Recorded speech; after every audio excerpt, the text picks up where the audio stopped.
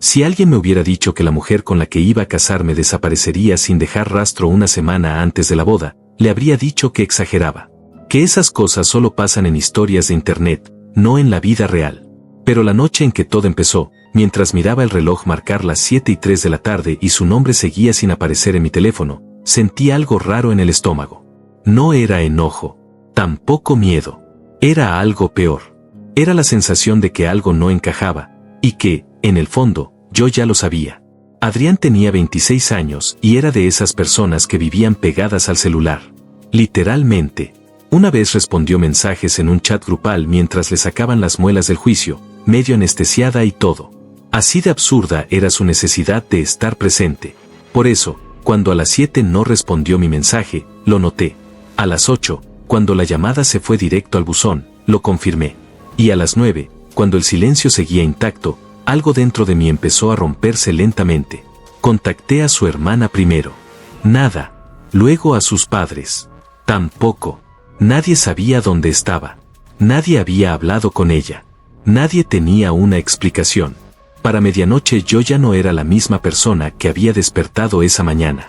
Había pasado de revisar centros de mesa a recorrer calles vacías, mirando casas apagadas, buscando su auto como si fuera una señal de vida. Pero no estaba. No en su casa. No en la de sus amigas. No en ningún lado. Las siguientes 24 horas fueron un infierno disfrazado de rutina. Llamé a hospitales con una voz que no reconocía. Hice una denuncia de persona desaparecida con manos que no dejaban de temblar. Su familia estaba igual o peor. Su padre me llamaba cada 2 horas, como si yo tuviera respuestas que ni siquiera podía inventar. Y en medio de todo eso, empecé a pensar en lo peor. Accidentes. Secuestros. Cosas que no se dicen en voz alta, pero que se instalan en la cabeza y no se van. Hasta que el tercer día, la policía la encontró. Estaba bien. No herida. No confundida. No en peligro. Simplemente, estaba bien. Quedándose con una amiga de la universidad, a 3 horas de distancia. El alivio duró exactamente 4 segundos. Después vino algo mucho más difícil de procesar. No me había avisado. No a mí. No a su familia. A nadie. Había desaparecido, y eligió hacerlo. Cuando la policía intentó que hablara conmigo, se negó. Solo dijo que necesitaba espacio. Espacio. A 7 días de nuestra boda. Esa palabra se me quedó clavada en la cabeza como una broma cruel. Espacio no es desaparecer. Espacio no es hacer que toda tu familia piense que estás muerta. Espacio no es dejar a la persona con la que ibas a casarte organizando una búsqueda desesperada mientras tú, simplemente decides no existir por unos días. Ese fue el momento en que entendí algo que no quería aceptar. No era que algo le había pasado. Era que ella había decidido hacerme esto. Y con esa idea instalada, tomé la decisión más fría de toda mi vida. Cancelé la boda. No fue dramático. No hubo gritos. Solo llamadas. Muchas llamadas. Algunas incómodas, otras humillantes. Perder depósitos. Escuchar tonos de voz que intentaban ser profesionales pero que claramente juzgaban la situación. Explicar una y otra vez lo mismo sin tener realmente una explicación. Desapareció. Esa era toda mi versión de los hechos. Y cada vez que lo decía, sonaba más absurdo. El golpe financiero fue brutal. Dinero perdido en el lugar, en el catering, en flores, en el DJ, en vuelos, en el hotel. Cada cifra era como un recordatorio de lo que estaba enterrando. Y aún así, lo que más dolía no era el dinero. Era darme cuenta de lo fácil que fue para ella abandonar todo, como si nada de esto hubiera sido real. El anillo fue lo último. Un diseño que había buscado durante semanas. Inspirado en el de su abuela. El anillo que ella quería, aunque nunca lo hubiera pedido directamente. Lo llevé a un joyero. Lo examinó con una lupa, como si estuviera evaluando algo que ya no tenía valor emocional, solo económico. Me ofreció menos de la mitad de lo que pagué. Acepté sin negociar. Porque en ese momento, el anillo ya no significaba nada. Empaqué todas sus cosas esa misma noche. Ropa, fotos, pequeños objetos que antes parecían importantes. Los metí en cajas, las rotulé y las dejé junto a la puerta. No era un acto de rabia. Era más bien, cierre. Como si cada objeto fuera una parte de algo que ya no existía. Pensé que ahí terminaba todo. Me equivoqué. Semanas después, apareció en mi trabajo. No hubo aviso. No hubo mensaje previo. Solo su voz diciendo mi nombre en la recepción, como si nada hubiera pasado. Como si no hubiera destruido todo lo que habíamos construido. Se acercó con los brazos abiertos, llorando, buscando un abrazo que ya no existía. Di un paso atrás. Y en ese momento supe que algo dentro de mí había cambiado para siempre. No sentí amor, ni tristeza, ni siquiera rabia. No sentí nada. Dijo que fue un error, que entró en pánico, que su amiga le llenó la cabeza de dudas, que se asustó, que todavía me amaba, que podíamos arreglarlo, reprogramar la boda, inventar una excusa para los demás. Mentir. Esa era su solución. Ahí fue cuando le dije la verdad que terminó de romper todo. Vendí el anillo. La expresión en su cara fue difícil de describir. No era tristeza, era indignación. Como si yo hubiera cruzado una línea. Como si yo fuera el que había hecho algo imperdonable. Y entonces entendí algo aún peor. Para ella, el problema nunca fue desaparecer. El problema era que yo había seguido adelante sin ella. Discutimos ahí mismo, frente a todos. Frente a mi jefe. Frente a personas que fingían no escuchar, pero no perdían una sola palabra. Me exigió el dinero. Dijo que era su anillo. Que tenía derecho. Y yo, por primera vez, no dudé. Le dije que no.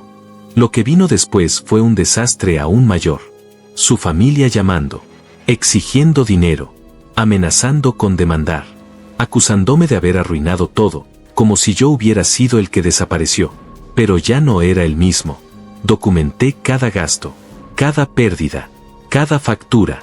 Y con ayuda legal, exigí lo que era justo. La mitad. Nada más. Nada menos.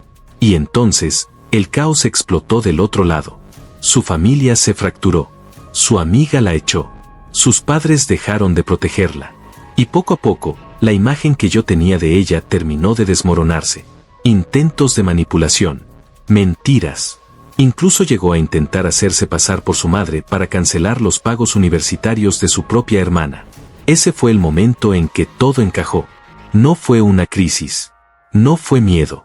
Fue quien siempre fue, y yo simplemente no quise verlo. El final no fue una reconciliación. No hubo cierre bonito. Solo un acuerdo legal, dinero devuelto parcialmente y silencio. Un silencio que, por primera vez en meses, se sintió como paz. Tiempo después supe que enfrentó consecuencias legales por sus acciones. Nada extremo, pero suficiente para dejar una marca. Una mancha que no se borra fácil. Una señal de que, al final, todo tiene un precio. Y a veces, ese precio no es el dinero que pierdes. Es darte cuenta de que estuviste a punto de casarte con alguien que, en el momento más importante de tu vida, eligió desaparecer. A día de hoy, todavía pienso en eso. No en ella, sino en lo cerca que estuve de no ver la verdad. Y en lo fácil que habría sido llamarlo amor, cuando en realidad, siempre fue una advertencia. Y lo peor es que durante semanas creí que ese silencio era el final, hasta que empezó a sentirse demasiado perfecto para ser real. Al principio fue algo casi imperceptible. Una sensación incómoda, como cuando sabes que olvidaste algo importante pero no logras recordar qué es. Me despertaba en la madrugada con la idea de que alguien había estado en el departamento. Nada fuera de lugar, nada robado, nada movido, pero esa incomodidad seguía ahí, pegada al pecho. Intenté ignorarlo. Me dije que era estrés, que todo lo que había pasado me había dejado paranoico. Era lo lógico, era lo sano. Pero esa lógica empezó a romperse cuando encontré la primera señal. Una de las cajas que había dejado junto a la puerta estaba abierta. No completamente, no de forma obvia. Solo lo suficiente como para que alguien hubiera metido la mano, revisado algo y la hubiera vuelto a cerrar con descuido. Recuerdo quedarme mirando esa caja durante varios minutos, sin moverme, como si esperar más tiempo fuera a hacer que la explicación apareciera sola. Pero no apareció. Revisé el contenido. Todo parecía estar ahí, excepto una cosa. Una bufanda gris que ella usaba siempre cuando hacía frío. No era valiosa. No tenía sentido llevársela. Pero no estaba. Y eso fue lo que hizo que todo se sintiera peor. Porque no era un robo. Era algo personal. Esa misma noche revisé las cámaras del edificio. No esperaba encontrar nada, pero necesitaba confirmar que estaba exagerando. El guardia me dejó ver las grabaciones con esa cara de esto es una pérdida de tiempo, hasta que dejó de tenerla. Porque en una de las tomas, cerca de las 3 de la madrugada, apareció alguien. Era ella, Adrián. Entró al edificio como si todavía viviera ahí. Caminaba despacio, mirando a los lados, con una tranquilidad que me hizo sentir algo que no había sentido antes, miedo real. No golpeó mi puerta. No intentó entrar a la fuerza. Simplemente, usó una copia de las llaves. Mi copia. La que nunca me devolvió. Sentí como algo dentro de mí se tensaba de golpe. No era tristeza. No era enojo. Era la realización de que, en algún punto, yo había dejado abierta una puerta que ella nunca pensó cerrar. Subí corriendo al departamento esa noche, con el corazón latiéndome en la garganta, aunque ya sabía que no iba a encontrarla. Y no estaba. Pero el aire se sentía distinto. Como si alguien hubiera estado ahí hace poco. Como si el lugar ya no fuera completamente mío. Esa noche no dormí y al día siguiente cambié la cerradura. Pensé que eso sería suficiente. Que con eso pondría un límite claro, definitivo. Que entendería el mensaje. Pero subestimé algo que ya debería haber tenido claro desde hacía tiempo. Ella no entendía los límites.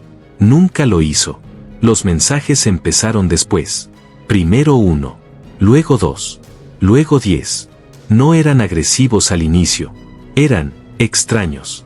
Como si estuviera hablando desde una realidad distinta. Me decía que había pasado por el departamento para sentirme cerca.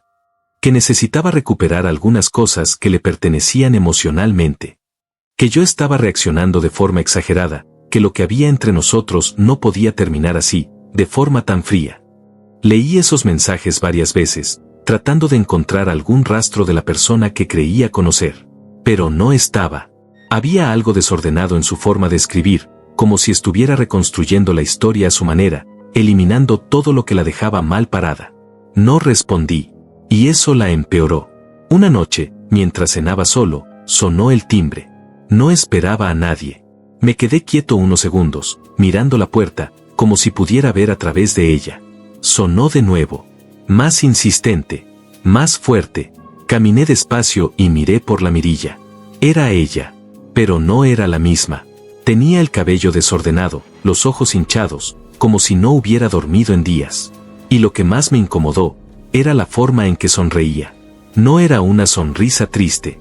Era algo tenso, casi forzado, como si estuviera tratando de mantener una fachada que ya se estaba cayendo. Abrí la puerta solo lo suficiente como para hablar. ¿Qué haces aquí? Se quedó mirándome unos segundos antes de responder, como si estuviera calculando cada palabra. Necesitaba verte, porque creo que todavía no entiendes lo que hiciste. Sentí un frío recorrerme la espalda.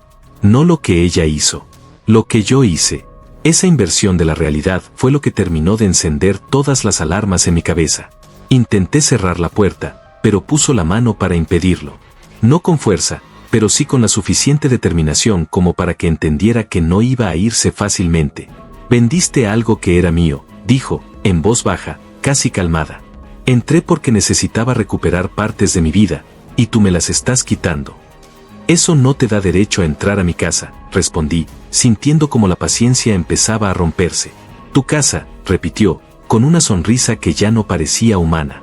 Qué rápido cambian las cosas. Hubo un silencio incómodo, largo, pesado, y entonces dijo algo que hizo que todo dentro de mí se congelara. Todavía tengo otras llaves. No supe si lo dijo como amenaza o como advertencia, pero en ese momento entendí que esto estaba lejos de haber terminado. No supe si lo dijo como amenaza o como advertencia, pero en ese momento entendí que esto ya no era solo una ruptura, era algo que se estaba saliendo de control. Cerré la puerta con más fuerza de la necesaria, empujando su mano hacia afuera mientras ella no dejaba de mirarme con esa sonrisa tensa, casi desafiante. Escuché su voz del otro lado, más baja, más fría, repitiendo mi nombre como si todavía tuviera derecho a hacerlo. No respondí. Me quedé apoyado contra la puerta, respirando lento, tratando de convencerme de que todo lo que estaba pasando tenía algún tipo de lógica.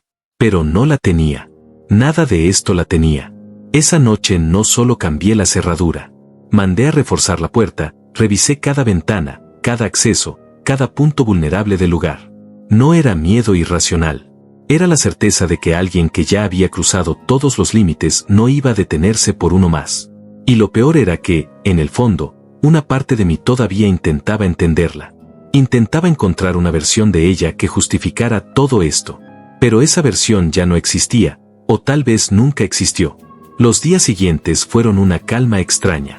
Sin mensajes, sin visitas, sin señales. Y eso, lejos de tranquilizarme, me puso peor. Porque el silencio, después de todo lo que había pasado, se sentía como una pausa antes de algo más grande. Empecé a dormir poco, a revisar 2 veces la puerta antes de acostarme, a mirar por la ventana cuando escuchaba un ruido en la calle.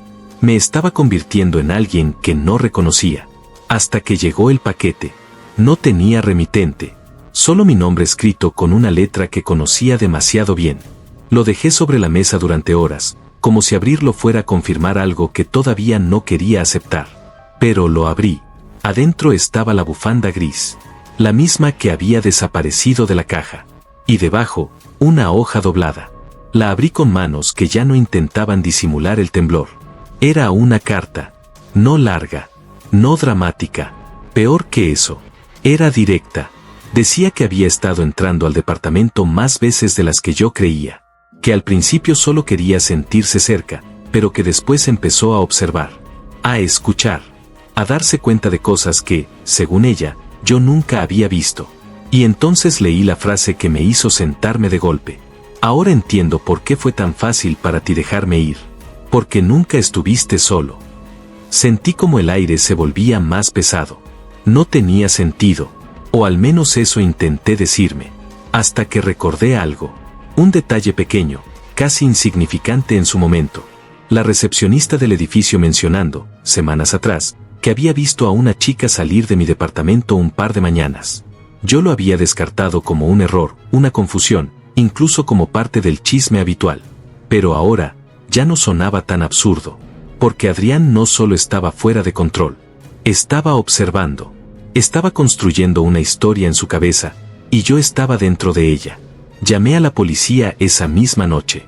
Entregué las grabaciones, los mensajes, la carta, todo. No por venganza, no por enojo, por miedo. Porque por primera vez entendí que esto no se iba a resolver solo. La confrontación final no fue como imaginé. No hubo gritos. No hubo lágrimas. No hubo una escena dramática. Fue en una sala fría, con un oficial sentado entre nosotros, mientras ella evitaba mirarme directamente. Cuando finalmente habló, no sonaba como la persona que había estado golpeando mi puerta días atrás. Sonaba vacía. Dijo que no entendía en qué momento todo se había vuelto en su contra. Que solo quería arreglar las cosas. Que yo había reaccionado de forma exagerada. Que todo esto podía haberse evitado. La miré en silencio durante unos segundos. Y ahí fue cuando lo entendí todo. No había culpa. No había remordimiento. Solo había una necesidad desesperada de que la realidad encajara con lo que ella quería creer. Y eso era lo más peligroso de todo. Las medidas legales llegaron después. Orden de restricción. Prohibición de contacto. Consecuencias que, en papel, parecían suficientes. Pero la verdad es que nada de eso borra lo que ya pasó. Nada de eso devuelve la tranquilidad de sentirte seguro en tu propio espacio. Con el tiempo, dejé ese departamento. No porque ella pudiera volver, sino porque ya no era mío. Había demasiado ahí. Demasiadas noches sin dormir. Demasiadas veces mirando una puerta esperando que no se abriera. Lo último que supe de ella fue meses después.